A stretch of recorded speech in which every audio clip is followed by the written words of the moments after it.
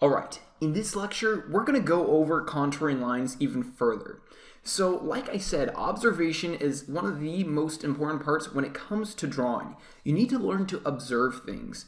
Now, we're going to draw my boot from life, but the thing is that most people make a mistake on is they usually look at their drawing too much and they don't look at the object enough. You should be spending more time looking at the object than you do looking at your drawing. You need to be studying every tiny little thing. So, for example, let me grab my boot.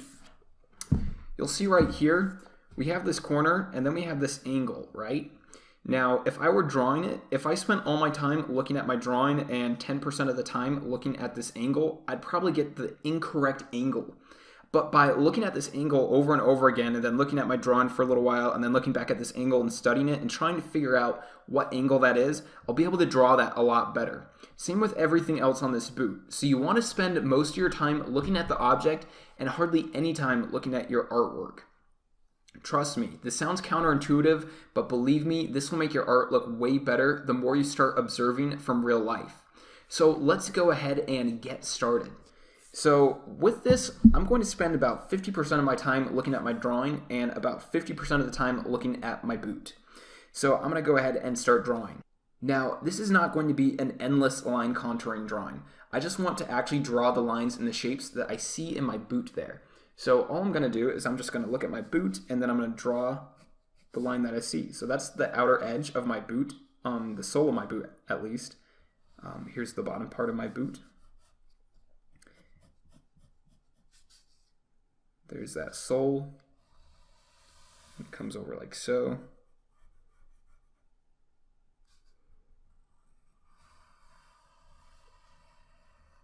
So for example, I want to make sure that I get this shape correct. So I'm spending a lot of time looking at my boot, but then as I draw this line, I want to make sure that I'm looking at my drawing. That way I create the correct thickness of the sole of my boot. Otherwise, it's going to look off. And even right here, I started to look away, and that's why it's off. So I'm going to take my eraser, and I'm going to go ahead and erase that. And then I'm going to go ahead and sort of redraw that in, like so. And then I can finish the sole of my boot. Then I can work on the next shape that I see, which is this back part of the boot, which kind of curves up like so. And then I can start on this tip of the boot, or the toe of the boot.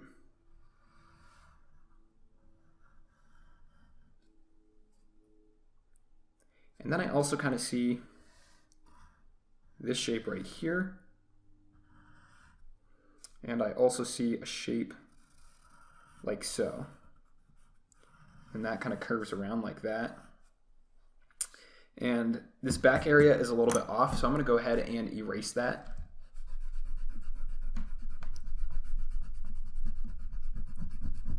Now I'm pressing a little bit hard with my pencils, so you want to make sure that if you want to erase, you're not pressing too hard. You can always go back and press harder. So I'm going to redraw this so it's not so curved. And then we'll have a little bit more area for the foot to fit into the boot. And then I'm also seeing sort of this shape right here for the bill of my boot. And that's basically the basic shape that I'm seeing for my boot. Now we can go a little bit further and add some more detail. So if I wanted to, I can add this back area and add more of a curve there. And then I can also add in this back piece. I can add more of this loop that I have on the back of my boot that you use for pulling your boots on. Let's see, we can add in each individual little hole. Now, the point of this is not to draw a perfect drawing. It's to try to get the lines as perfect as possible when it comes to resembling the lines on your actual object. So then we can even add in those shoelaces. So there's one shoelace coming over like so, and there's another one coming over like so, and another one coming over like so.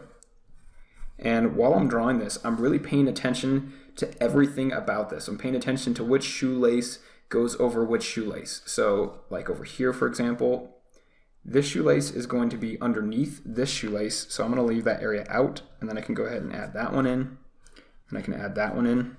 And I'm also paying attention to how these shoelaces are curving. So as we get up here to the top, we're going to get a little bit more of a curve, and I missed a shoelace hole. but we're going to get a little bit more of a curve. So it's going to curve more up like so. Same with this other side. So we're going to get more curve to our shoelace, just like so.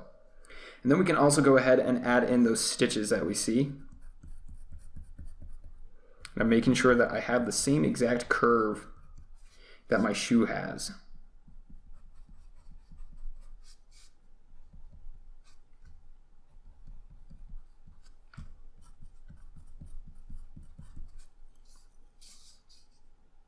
And then I can even go a little bit further and add some of the wrinkling that I see on this top area of the boot. And so I'm kind of seeing a wrinkle like so. Now, even though in real life these lines don't appear, it's good for you to draw them anyways. That way you start to get familiar with observing objects. That brings us to the end of this lecture. So in this lecture, we learned how to draw contouring lines, and we also learned that we need to spend most of our time observing the object that we're trying to draw. Now, eventually you're going to be drawing out of your head, but until you understand how real life works and how real objects and real light works, you're not going to be able to draw out of your head. So you need to make sure that you're studying from life objects, and you need to learn how to observe those in great detail. So spend most of your time observing those objects and spend less time actually looking at your drawing. Thanks for watching this lecture, and I really look forward to seeing you in the next one.